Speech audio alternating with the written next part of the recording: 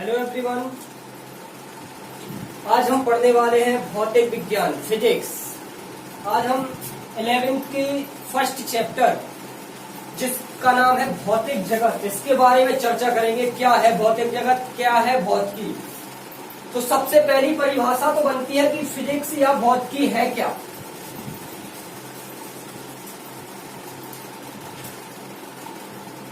तो भौतिकी को पढ़ने के लिए हमें थोड़ा सा विज्ञान के अंदर जाना होगा। विज्ञान, सबसे पहले तो विज्ञान क्या है।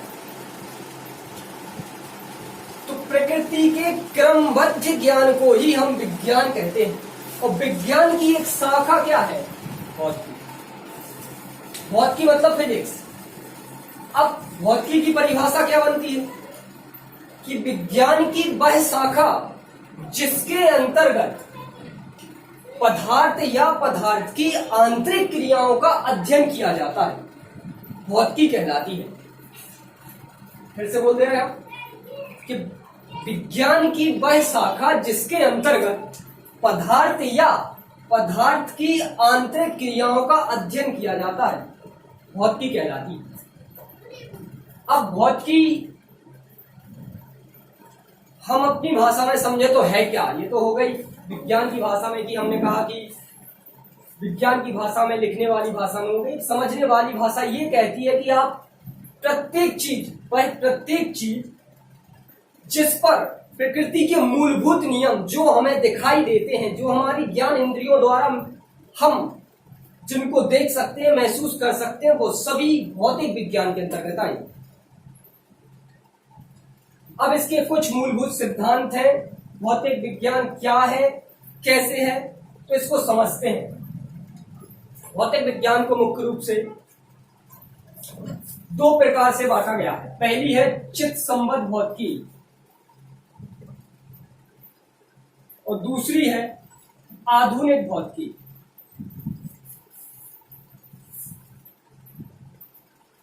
अब चित्त संबद्ध भौतिकी और आधुनिक भौतिकी क्या है।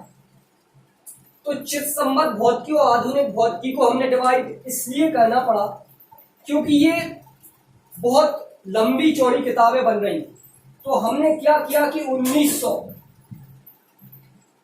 ईस्वी के पहले जो खोज, जो रिसर्च, जो भौतिक विज्ञान के संबंध में की गई, उन सबको हमने चित्त संबद्ध भौतिकी के अंतर्गत रख दिया।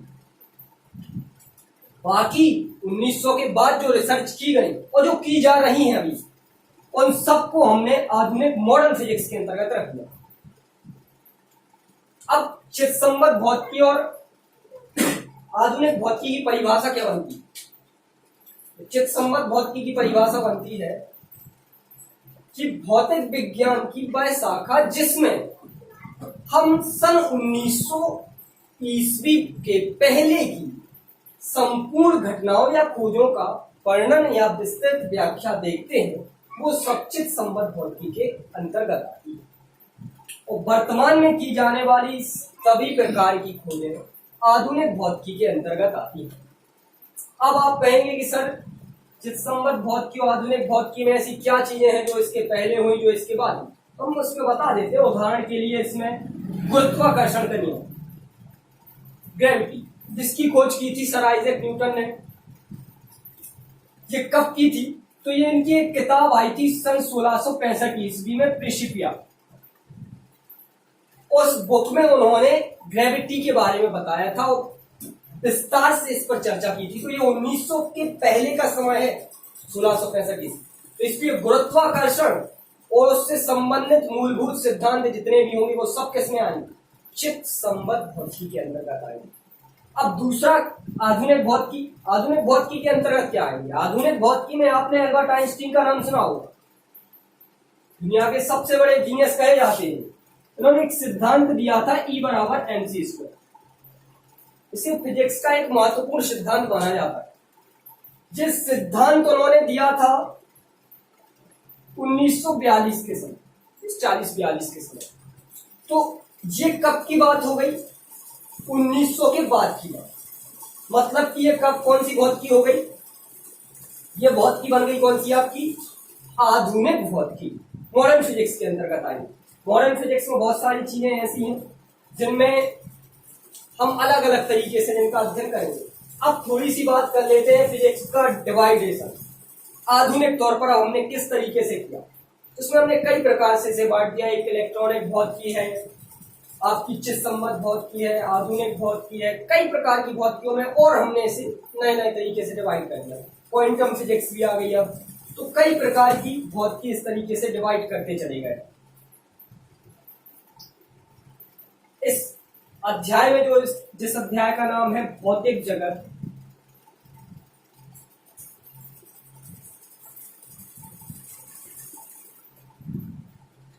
इस भौतिक जगत में आपको भौतिकी की संबंधित परिभाषाएं मिलेंगी। भौतिकी क्या है, भौतिकी की शाखाएं कितनी है, इन सब की। उसके अलावा इसमें एक और चीज मिलेगी, संपूर्ण वैज्ञानिकों के नाम, जिनमें भारतीय वैज्ञानिक भी होंगे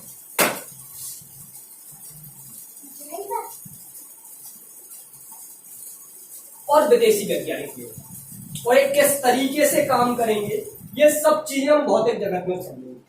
ये आपका फाउंडेशन है फिजिक्स का, बस इस चीज को ऐसे समझ लीजिए आप।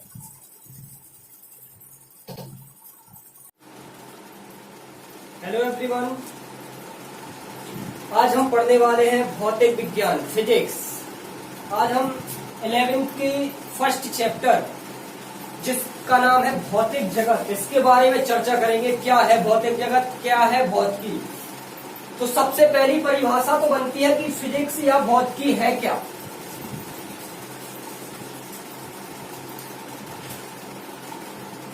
तो भौतिकी को पढ़ने के लिए हमें थोड़ा सा विज्ञान के अंदर जाना होगा। विज्ञान, सबसे पहले तो विज्ञान क्या है। तो प्रकृति के क्रमबद्ध ज्ञान को ही हम विज्ञान कहते हैं, और विज्ञान की एक शाखा क्या है, भौतिकी। भौतिकी मतलब फिजिक्स। अब भौतिकी की परिभाषा क्या बनती है कि विज्ञान की वह शाखा जिसके अंतर्गत पदार्थ या पदार्थ की आंतरिक क्रियाओं का अध्ययन किया जाता है, भौतिकी कहलाती है। फिर से बोलते हैं आप कि विज्ञान की वह शाखा जिसके अंतर्गत पदार्थ या पदार्थ की आंतरिक क्रियाओं का अध्ययन किया जाता है, भौतिकी कहलाती है। अब भौतिकी हम अपनी भाषा में समझे तो है क्या, ये तो हो गई विज्ञान की भाषा में, कि हमने कहा कि विज्ञान की भाषा में, लिखने वाली भाषा में हो गई। समझने वाली भाषा ये कहती है कि आप प्रत्येक चीज जिस पर प्रकृति के मूलभूत नियम जो हमें दिखाई देते हैं, जो हमारी ज्ञान इंद्रियों द्वारा हम जिनको देख सकते हैं, महसूस कर सकते हैं, वो सभी भौतिक विज्ञान के अंतर्गत आए। अब इसके कुछ मूलभूत सिद्धांत हैं। भौतिक विज्ञान क्या है, कैसे है, तो इसको समझते हैं। भौतिक विज्ञान को मुख्य रूप से दो प्रकार से बांटा गया है। पहली है चित्त संबद्ध भौतिकी, और दूसरी है आधुनिक भौतिकी।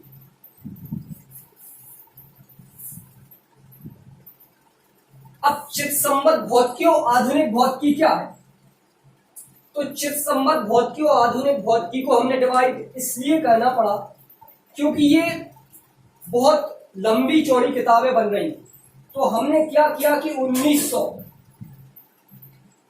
ईस्वी के पहले जो खोज, जो रिसर्च, जो भौतिक विज्ञान के संबंध में की गई, उन सबको हमने चित्त संबद्ध भौतिकी के अंतर्गत रख दिया। बाकी 1900 के बाद जो रिसर्च की गई और जो की जा रही है अभी, उन सबको हमने आधुनिक मॉडर्न फिजिक्स के अंतर्गत रख दिया। अब चित्त संबद्ध भौतिकी और आधुनिक भौतिकी की परिभाषा क्या बनती है। चित्त संबद्ध भौतिकी की परिभाषा बनती है कि भौतिक विज्ञान की वह शाखा जिसमें हम सन 1900 ईस्वी के पहले की संपूर्ण घटनाओं या खोजों का वर्णन या विस्तृत व्याख्या देखते हैं, वो सब चित्त संबद्ध भौतिकी के अंतर्गत आती है। और वर्तमान में की जाने वाली सभी प्रकार की खोजें आधुनिक भौतिकी के अंतर्गत आती है। अब आप कहेंगे कि सर चित्सम्मत भौतिकी और आधुनिक भौतिकी में ऐसी क्या चीजें हैं जो इसके पहले हुई, जो इसके बाद हुई? हम उसमें बता देते हैं। उदाहरण के लिए इसमें गुरुत्वाकर्षण का नियम, ग्रेविटी, जिसकी खोज की थी सर आइजैक न्यूटन ने। ये कब की थी? तो ये इनकी एक किताब आई थी सन 1665 ईस्वी में, प्रिंसिपिया। उस बुक में उन्होंने ग्रेविटी के बारे में बताया था, विस्तार से इस पर चर्चा की थी। तो ये 1900 के पहले का समय है, 1665 ईस्वी। तो इसलिए गुरुत्वाकर्षण और उससे संबंधित मूलभूत सिद्धांत जितने भी होंगे वो सब किसमें आएंगे? चित्सम्मत भौतिकी के अंतर्गत आएंगे। अब दूसरा आधुनिक भौतिकी। आधुनिक भौतिकी के अंतर्गत क्या आएंगे? आधुनिक भौतिकी में आपने एल्बर्ट आइंस्टीन का नाम सुना होगा, दुनिया के सबसे बड़े जीनियस कहे जाते हैं। उन्होंने एक सिद्धांत दिया था E बराबर mc स्क्वायर। इसे फिजिक्स का एक महत्वपूर्ण सिद्धांत माना जाता है। जिस सिद्धांत उन्होंने दिया था 1942 के समय, 40-42 के समय। तो ये कब की बात हो गई? 1900 के बाद की बात। मतलब कि ये कब, कौन सी भौतिकी हो गई? ये भौतिकी बन गई कौन सी आपकी? आधुनिक भौतिकी, मॉडर्न फिजिक्स के अंतर्गत आई। मॉडर्न फिजिक्स में बहुत सारी चीजें ऐसी हैं जिनमें हम अलग अलग तरीके से जिनका अध्ययन करेंगे। अब थोड़ी सी बात कर लेते हैं फिजिक्स का डिवाइडेशन। आधुनिक तौर पर हमने किस तरीके से किया, उसमें हमने कई प्रकार से इसे बांट दिया। एक इलेक्ट्रॉनिक भौतिकी है, आपकी चित्सम्मत भौतिकी है, आधुनिक भौतिकी है, कई प्रकार की भौतिकियों में, और हमने इसे नए नए तरीके से डिवाइड कर दिया। क्वांटम फिजिक्स भी आ गई अब।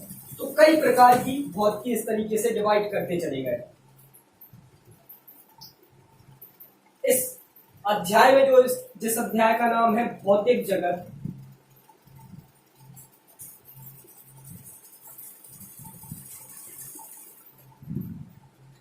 इस भौतिक जगत में आपको भौतिकी की संबंधित परिभाषाएं मिलेंगी। भौतिकी क्या है, भौतिकी की शाखाएं कितनी है, इन सब की। उसके अलावा इसमें एक और चीज मिलेगी, संपूर्ण वैज्ञानिकों के नाम, जिनमें भारतीय वैज्ञानिक भी होंगे